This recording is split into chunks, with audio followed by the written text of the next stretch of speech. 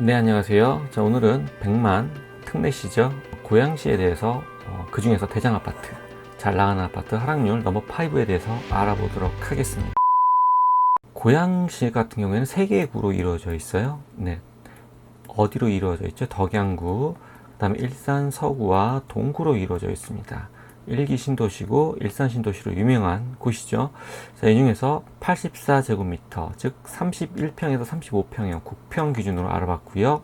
500세대 이상의 대단지 위주로 알아봤습니다. 500세대 이하 같은 경우에는 그 거래가 일어나지 않은 케이스도 많아서 가격대가 정확하게 형성이 안 된 경우가 많아요. 그렇기 때문에 500세대 이상으로 알아봤고요. 그 다음에 1, 2년의 신축은 좀 제외했습니다. 가격이 정확하게 시세가 형성되어 있지 않은 경우가 많기 때문이죠. 그래서 덕운동 같은 경우에는 신축 아파트밖에 없죠. 그렇기 때문에 가격이 명확하지 않아서 좀 제외를 했고요. 장항동, 지축동, 향동동, 원흥동, 주엽동 각 구에 맞춰서 대장 아파트 5곳을 이 동 단위로 선정을 해봤습니다. 자, 첫 번째로 지축역 센트럴 푸르지오를 알아보겠습니다. 총 852세대 대단지고요. 2019년에 사용 승인이 난 신축 아파트입니다. 최고가 약 11억 9천에 거래가 됐었어요. 그런데 최근에 떨어진 가격은 8억 8천까지 보이죠?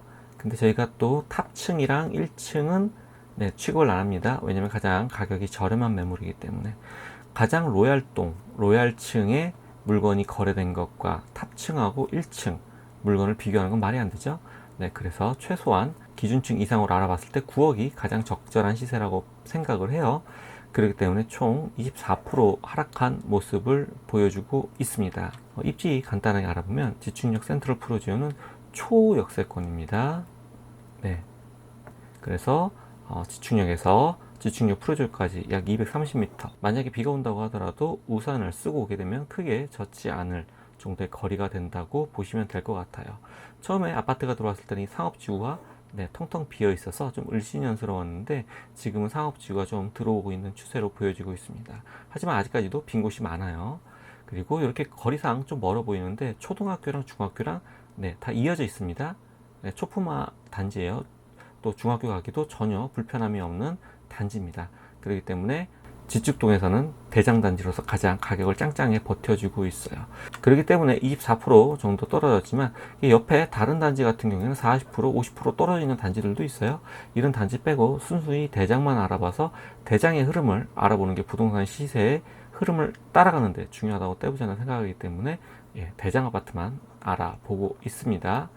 그리고 왼쪽으로는 삼성지구가 크게 들어와 있고요. 밑으로는 은평 뉴타운이 이어져 있습니다. 서울하고 완전히 근접해 있는 지역이죠. 그리고 두 정거장 정도 아래로 지축역을 따라서 내려가면 연신내역은 뭐가 지나가죠? GTX A 노선이 지나가게 됩니다. 그렇기 때문에 굉장히 교통 편의성이 좋은 지역이다라고 볼 수가 있어요. 고양지축 공공주택 특지지구는 2023년 6월 완공이 예정되어 있습니다. 지금 완공이 거의 됐죠. 그리고 약 9,000세대 정도 수용 가능한 지역이에요. 그리고 여기 보면 고등학교가 없는 게 조금 핸디캡으로 보이는데 이쪽에 유보지가 있어요. 이 유보지를 고등학교로 바꾸려고 계속 많이 노력을 하고 있는 걸로 알고 있습니다. 초등학교, 중학교만 살고 이 지역을 떠나면 말이 안 되죠. 전체적으로 매매, 전세 증감 그래프를 보게 되면 전세가가 2021년부터 드라마틱하게 떨어지면서 매매가를 멱살 잡아서 끌어내렸어요. 하지만 전세가가 어느 정도 바닥을 치니까 다시 매매가가 반등하는 모습을 보여주고 있습니다. 이때 가장 큰 역할을 한 게 뭐죠? 특례 보금자리죠. 이 대출이 있기 때문에 지금 전세시장, 매매시장이 좀 버틴다라고 떼부자는 생각을 하고 있어요. 그리고 두 번째로 알아볼 지역은 향동동에 위치한 DMC 호반 베르디움 더폴의 4단지입니다. 2019년에 신축된 신축 아파트고요. 총 970세대 대단지 아파트입니다. 주차 대수가 상당히 인상적이었어요. 1.45대 굉장히 많은 편이죠. 주차 걱정은 늦게 오더라도 크게 걱정할 염려가 없는 지역이다 이렇게 생각이 좀 들어요. 이 아파트 같은 경우에는 10억 9천까지 올라갔다가 얼마로 떨어졌죠? 6억 8,425만원까지 떨어졌습니다. 탑층 1층 아니고요. 기준층이고 여기 보면은 직거래로 5억 5천만원 거래가 된 게 있는데 조금 의심스럽죠. 직거래는 직거래는 여기에서 좀 빼고 우리가 아파트 매물을 바라볼 때 로얄동, 로얄층 아니면 최소한 기준층 이상으로 시세를 좀 알아보고 있습니다. 총 37% 하락해서 전고점 대비 약 4억 정도 하락한 모습을 보여주고 있어요. 입지 간단하게 알아보겠습니다. 자, 우리 아파트 향동동에 위치하고 있는데요. 향동동은 약간 좀 외딴 섬 같아요.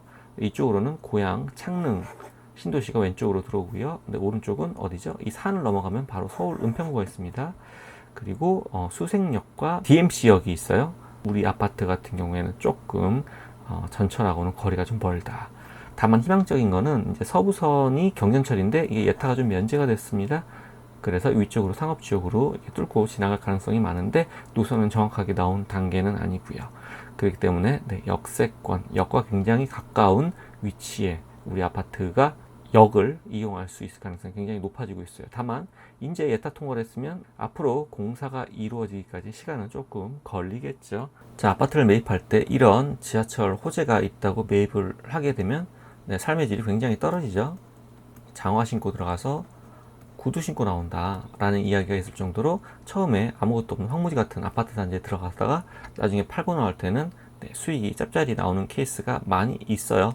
우리 아파트 단지도 그런 케이스로 아예 처음에 들어갔으면, 분양을 받아 들어갔으면 괜찮은데 이 아파트 같은 경우에는 신규로 진입할 때는 좀 많은 생각을 해야 되는 아파트 단지가 아닌가 싶습니다. 바로 향동 숲내초를 끼고 있고요. 향동 고등학교도 위에 있고 위에는 이제 중학교도 있어서 초중고가 다 있는 지역이에요. 그리고 여기 옆에 보면은 이제 향동역 예정지가 있습니다. 지금 향동지구를 만들면서 교통분담금을 걷었죠. 그걸로 이제 향동역을 만든다고 하는데 향동역까지 거리도 1.2km이기 때문에 네, 쉽게 다가갈 수 있는 거리는 아니다 생각을 두고 마을버스를 좀 이용해서 향동역 예정지까지 이동을 해야 되지 않을까 생각을 하고 있습니다. 그 세 번째는 삼성 리슈빌 센트럴파크 아파트를 보도록 하겠습니다. 원흥동에 위치해 있고요. 네, 단지가 가장 크죠. 1024세대고요. 2012년에 지어진 아파트입니다. 계룡건설에서 지었기 때문에 네, 리슈빌이라는 브랜드를 달고 있어요. 전고점 약 9억 4,500에 최고가 거래를 되고 그 다음에 가장 최저점은 6억 4천에 거래가 됐습니다. 물론 위에 4억 7천 거래가 된 게 있는데 요거 같은 경 1층이라서 좀 제끼고요. 6억 4천을 보게 되면은 전고점 대비 32% 하락하고 총 3억 금액 정도가 하락한 모습을 보여주고 있습니다. 거래가 한참 없다가 여기 보면은 최근 들어서 네, 거래가 좀 일어나고 있는 모습을 보여주고 있죠. 가격대가 물론 6억 4천보다 지금은 좀 더 높은 가격에 거래가 되고 있어요. 가장 최저가 이후에 조금 올린 매물이 거래가 되냐 안 되냐가 가장 중요한 포인트였는데 조금씩 소진이 되고 있는 걸로 보아 긍정적인 모습 시그널을 보여주고 있다. 떼보자 하는 좀 이렇게 생각을 하고 있습니다. 자, 입지 한번 알아보겠습니다. 우리 아파트 삼성 리슈빌 센트럴파크 여기 있고요. 자, 원흥역에서 네, 이렇게 600m 정도 이어진 역세권 아파트입니다. 삼성초를 바로 끼고 있고요. 그리고 아래쪽으로는 이제 고양, 창릉, 신도시가 이제 크게 입주를 기다리고 있는 공급이 굉장히 많은 지역이기도 하고요. 이제 왼쪽으로는 대국역이 두 정거장 정도 가면 있습니다. 대국역 뭐가 지나가죠? 굉장히 많은 전철 노선이 지나가죠. 우리나라에서 가장 많이 발전될 지역으로 꼽히는 곳이 바로 대국역이 아닌가 싶습니다. 자, 오른쪽으로는 이제 삼성역이 있어요. 네, 이쪽으로 가면은 네, 스타필드가 있죠. 삼성역 뭐가 지나가죠? 네, 신분당석 예정지입니다. 굉장히 좀 오래 걸릴 것 같긴 하지만 호재가 살아있는 지역이다. 이렇게 보시면 될 것 같아요. 자, 다음으로는 문천마을 16단지 뉴삼익 아파트를 보도록 하겠습니다. 사용 승인일이 언제죠? 1994년. 네, 지금 30년 된 아파트입니다. 그리고 총 956세대의 대단지 아파트가 되겠습니다. 재개발은 힘들어요. 재건축이나 리모델링으로 가야 되는데 현재는 리모델링 쪽으로 좀 많이 기우는 분위기로 보여지고 있습니다. 포스코에서 건축을 하게 될 것 같고요. 현재 재건축을 추진하는 위와 리모델링을 추진하는 위원회가 서로 좀 대립을 하고 있어서 이게 좀 해소가 되면 빠르게 좀 진행이 되지 않을까 싶어요. 가장 고가 8억 8,500에 거래됐다가 최근에 6억 3,500에 거래된 모습을 보여주고 있습니다.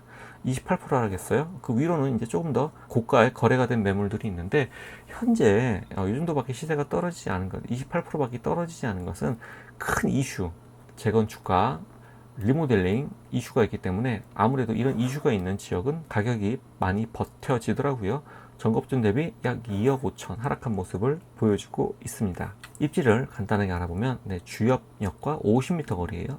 네, 비가 보슬비가 오면은 그냥 뛰어도 크게 젖지 않을 정도로 물론 여기 횡단보도가 있긴 한데 신호 잘 맞춰 뛰면은 비가 조금 오는 거는 여의치 않고 갈 수 있을 정도로 굉장히 가까운 초역세권 아파트고요. 한수초 초등학교를 끼고 있는 초품화 단지입니다. 왼쪽으로는 중학교도 같이 있기 때문에 이 지역에 거주를 하게 되면 오랫동안 좀 거주를 할 수 있을 것 같고, 주염역 근처로 이제 상권이 크게 형성되어 있는데 학원가가 약 62개 정도 형성되어 있습니다. 그리고 위쪽으로는 바로 후곡 학원가가 있어요. 네, 경기도에서 가장 많은 학원가가 있는 지역이죠. 그리고 주염역 근처에는 9700 강남 직행 노선이 있습니다. 물론 강남 쪽으로 갈 때 양재로 갈 수 있게 3호선을 타고 이제 주염역에 가도 괜찮겠지만, 워낙 노선이 꼬불꼬불하고 거치는 데가 많기 때문에 답답하신 분들 같은 경우에는 버스를 많이 이용을 합니다. 그래서 경기도 지역 같은 경우에는 이제 버스 노선으로 어떻게 갈 수 있냐도 좀 많이 중요한 포인트인 것 같아요. 다만 아파트 단지가 현재 30년이 됐기 때문에 농물 이슈도 좀 있어요. 결국에는 아파트를 빨리 때려부시고 재건축을 하든지 리모델링을 하든지 빨리 결정을 해야 되는 단지가 아닌가 싶습니다. 그리고 이렇게는 현재 인천 2호선이 검단을 거쳐서 김포를 거쳐서 이렇게 고양까지 연장이 될 예정입니다. 그래서 더블 역세권이 될 지역이고요. 인천 2호선 같은 경우는 무인으로 운행되는 두량짜리 경전철이에요. 주염역 하나만 있는 노선을 가로지르는, 그리고 서울 쪽으로만 가는 게 아니라 인천과 김포 쪽으로 갈 수 있는 노선이 생기는데 좀 의미가 있지 않나 생각을 하고 있습니다. 다음으로는 킨텍스 원시티 M2 블럭을 보도록 하겠습니다. 층이 굉장히 높죠? 네, 49층이 최고층이에요. 네, 어마어마하게 높은 단지고요. 총 959세대의 5개 동으로 이루어져 있습니다. 네, GS건설과 포스코 현대건설 합작 작품이고요. 평수가 굉장히 다양하고 대형 평수도 있는 아파트 단지예요. 최고 얼마에 거래됐습니까? 16억 5,500에 거래된 아파트 단지인데, 이 아파트 단지가 10억 3천까지 떨어졌습니다. 즉 38% 하락한 모습을 보여주고 있어요. 그래프를 보게 되면 마찬가지로 2023년부터 거래가 왕성하게 이루어지고 있는 모습을 볼 수 있습니다. 조금 의심되는 거는 이쪽에 보면 1억 6,550이 201동 38층, 201동 38등 같은 물건이라서 좀 많이 의심이 되긴 해요. 하지만 그 밑에 1억 6,500짜리가 실제로 거래된 매물이기 때문에 이걸 시세로 보기에도 크게 무리는 없지 않나 생각을 하고 있습니다. 입지를 좀 알아보겠습니다. 빨갛죠? 이 지역이 전반적으로 다 상업 지역이에요. 왜냐? 여기로 바로 킨텍스역 GTX-A가 지나가기 때문이죠. 이렇게 지나가는데 이 GTX 파괴력이 크죠? 경기도권에서는 GTX 소재를 빼놓고 이야기할 수가 없는데, 이 GTX를 바로 집 앞에 있는 전철인 마냥 이용할 수 있는 지역이 바로 킨텍스 원시티이기 때문에 미래 가치가 굉장히 뛰어난 지역이다 라고 볼 수가 있습니다. 단점은 학교죠. 초등학교 좀 멀어요. 여기 초등학교를 걸어가야 되는데 그 단점 빼고는 너무 살기 좋은 지역이 아닌가 싶어요. 그리고 일산 호수공원까지도 바로 이어져 있고 고양 방송밸리, 영상밸리가 있기 때문에 이쪽으로도 일자리가 계속 유입이 될 예정입니다. 일산은 대표적인 서울의 베드타운이에요. 일자리가 많고 사람들이 그 지역을 중심으로 자주 갈 수 있는 느낌보다는 서울에서 거주를 하는 사람들이 새 아파트를 찾아서 간 곳이 고향의 일산 신도시였죠.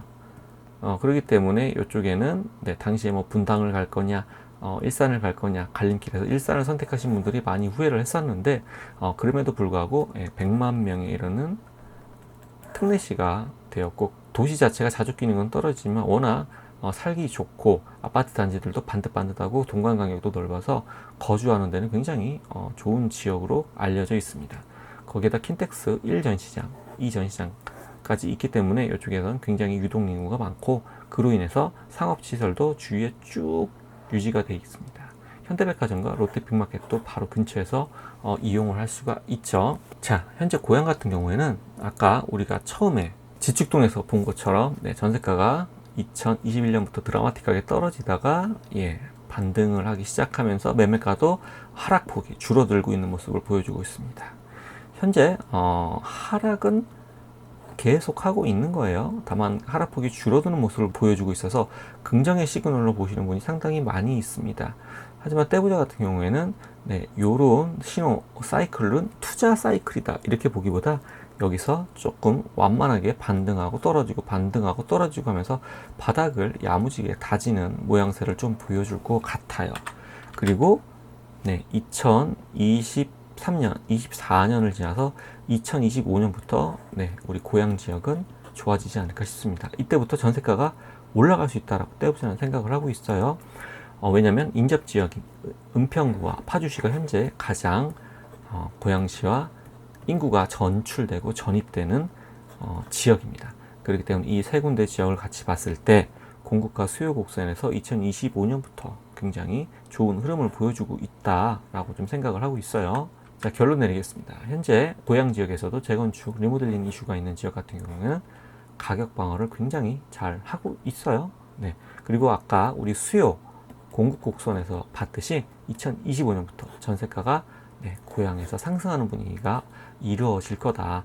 그로 인해서 매매가도 같이 좋은 시그널을 보이지 않을까 떼보자는 생각을 하고 있습니다. 그리고 1기 신도시답게 재건축, 리모델링과 더불어서 서울 접근성이 좋은 지역, 그리고 GTX가 가장 근접한 지역이 시세를 많이 견인을 하고 있다.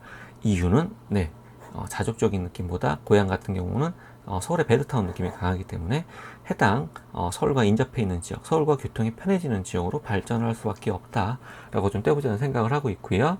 지금 전세제도에 대해서 말이 많죠. 요거도 이제 제가 컨텐츠를 따로 만들어 볼 예정인데, 전세제도는 사금융이기 때문에 국가에서 만든다 없앤다 이게 좀 애매해요. 없어지게 되면 서민들이 더 힘들어집니다. 전세 같은 경우에는 적은 비용으로 월세를 내지 않고 살 수 있는 훌륭한 거주 수단 중에 하나이기 때문에 일종의 사금융인데 위험을 무릅쓰고 이렇게 거래를 많이 했었던 이유는 바로 서민들에게 유리했기 때문이죠. 이걸 없앤다 라는 얘기는 결국 양극화를 더욱더 가져와 줄 수밖에 없지 않나 때문에 좀 생각을 하고 있고요. 특례보금자리 대출 상품하고 금리가 연속으로 동결이 되고 있습니다. 점점 안정화를 강제로 나라에서 시키고 있는 모습을 보여주고 있어요. 그리고 현재 우리나라 부동산 시장은 떼부자가 생각할 때는 상승장으로 가려면 시간이 조금 걸립니다. 그 이유는 우리가 너무 오랫동안 상승을 했어요. 상승에 대한 스트레스도 충분히 쌓여 있다고 떼부자는 생각을 하고 있습니다. 하락이 드라마틱하게 이루어졌지만 이 드라마틱한 하락만으로 우리가 바닥을 다졌다고 보기는 좀 애매해요. 여러 가지 국제 정세, 그리고 현재 우리나라, 중국하고 미국의 끊임없이 선택을 강요받고 있죠. 여기서 만약에 좋지 못한 선택을 한다 그러면 굉장히 오랫동안 장기 불황을 갈 수가 있습니다. 미국도 흔들리는 마당에 우리나라 굉장히 앞으로 주의 깊게 조심해서 잘 봐야 되지 않나 때문에 좀 생각을 하고 있어요. 오늘은 고향 특례시에 대해서 알아봤습니다. 인구 100만 급 도시를 알아보았는데 구가 3개 단위로 나눠져 있어서 구 단위로 좀 나눠서 알아봤는데 어떻게 좀 도움이 되셨으면 좋겠네요. 떼부자 컨텐츠는 일주일에 한 번씩 꾸준히 업로드가 될 예정이고, 여기서 현재 우리나라 주택시장 분위기, 그 다음에 경매 물건, 그리고 최근에는 이제 자동차 경매 관련한 컨텐츠도 좀 구성을 하고 있어요. 다양한 재테크 정보 공유할 예정이기 때문에 좋아요와 구독, 알림 설정으로 꾸준히 자료 받아 보시기를 바라겠습니다. 구독은 무료입니다. 이상으로 오늘 방송을 마치겠습니다. 감사합니다.